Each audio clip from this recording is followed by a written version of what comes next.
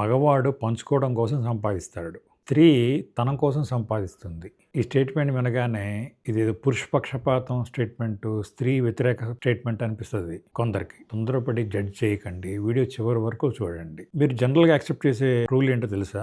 మగవాడు ఇన్కమ్ మీద దృష్టి పెడతాడు, స్త్రీ సేవింగ్స్ మీద దృష్టి పెడుతుంది. ఇది అందరూ యాక్సెప్ట్ చేస్తారు కదా. ఎందుకని ఈ తేడా?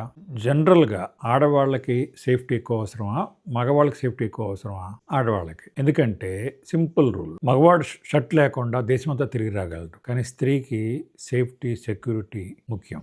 అలానే భర్త వయసు కంటే భార్య వయసు జనరల్గా తక్కువ ఉంటుంది. ఇది కాకుండా ఆడవాళ్ళు 3-4 ఏళ్ళు ఎక్కువ కాలం జీవిస్తారు. అందుకనే వృద్ధాప్యంలో 80% ఆడవాళ్ళు ఒంటరిగా జీవిస్తున్నారు. వృద్ధాప్యంలో ఒంటరిగా జీవించే మగవాళ్ళు, అంటే భార్య లేకుండా జీవించే మగవాళ్ళు కేవలం 20% మాత్రమే. ఇవన్నీ ఎందుకు చెప్తానంటే, ఈ అన్నిటి కారణం వల్ల స్త్రీ ఫ్యూచర్ సెక్యూరిటీ మీద ఎక్కువ దృష్టి పెడుతుంది. అంటే డబ్బు ఉంటేనే సెక్యూరిటీ ఉంటుంది కదా, ఫైనాన్షియల్ సెక్యూరిటీ ఉంటేనే సెక్యూరిటీ ఉంటుంది. కాబట్టి మన సొసైటీలో ఒక అలిఖిత రాజ్యాంగం ఏర్పడింది మగవాళ్ళకి, ఆడవాళ్ళకి. ఇంటి పోషణ భారం జనరల్గా మగవాడితే అనే రూల్ తోటి మగవాళ్ళు పెరిగారు. ఆడవాళ్ళు కూడా అదే సైకాలజీలో తమ జీవితంలో పార్ట్గా చేసుకున్నారు. మీరు చూసే ఉంటారు, చాలా కుటుంబాల్లో ఇంటి అద్దె కట్టడం, ఈఎంఐ కట్టడం, తల్లిదండ్రుల వైద్య ఖర్చులు, పిల్లల చదువులు, ఇవన్నీ కూడా మగవాడిదే బాధ్యత.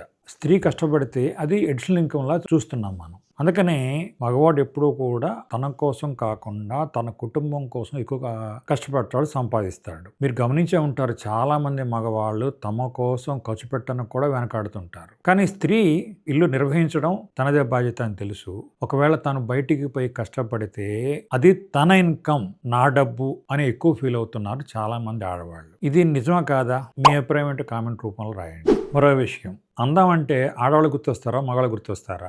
ఆడవాళ్ళే. అందుకని ఒక స్త్రీ నగల కోసం లక్షలు ఖర్చు పెట్టినా తప్పులా భావించరు. కానీ అదే మగవాడు ముక్కుకి, చెవులకి, మెడకి బంగారం కొనుక్కొని వేసుకుంటే ఎట్లా ఉంటుంది? వింతగా చూస్తారు కదా. అంటే మన సొసైటీలో లక్షలు ఖర్చు పెట్టినా కూడా ఆడవాళ్ళు బట్టలకి, దేనికోసమైనా, చెప్పుల దగ్గర నుంచి అన్నిటికీ ఖర్చు పెట్టినా సొసైటీ యాక్సెప్టెడ్ రూల్ లాగా భావిస్తోంది. అదే మగవాడు ఖర్చు పెడితే, నిజానికి మగవాడు ఖర్చు పెట్టడానికి, భార్య ఖర్చు పెట్టడానికి వెహికల్ కోసం లాంటి కొన్ని విషయాలు తప్ప, ఏదైనా ఎప్పుడైనా టూర్కి వెళ్ళడం తప్ప, మగవాళ్ళు ఖర్చు పెట్టగల అవకాశాలు చాలా తక్కువ నా దృష్టిలో. తన కోసం తను ఎక్కువ ఖర్చు పెట్టుకోలేడు, పెట్టడు కూడా.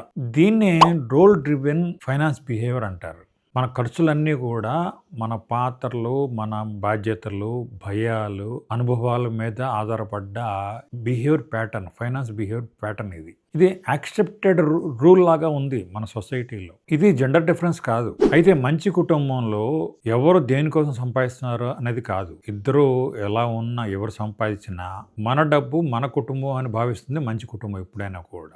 అయితే దీనికి ఎక్సెప్షన్స్ కూడా ఉన్నాయి. కుటుంబం కోసం ఉద్యోగం వదిలిన భార్యలు చాలామంది ఉన్నారు. కుటుంబం కోసం ఉద్యోగం చేసే భార్యలు కూడా చాలామంది ఉన్నారు. అలానే భార్య అనారోగ్యం కోసం 2 ఉద్యోగాలు చేసుకుంటూ ఎక్కువ గంటలు కష్టపడే మగవాళ్ళు కూడా ఉన్నారు. కానీ మళ్ళీ చెప్తున్నాను, మంచి కుటుంబం అంటే ఎప్పుడు నా డబ్బు అనే మాట కాకుండా మన డబ్బు, మన కుటుంబం, మన బాధ్యత, మన భవిష్యత్తునని మాత్రమే ఆలోచిస్తారు.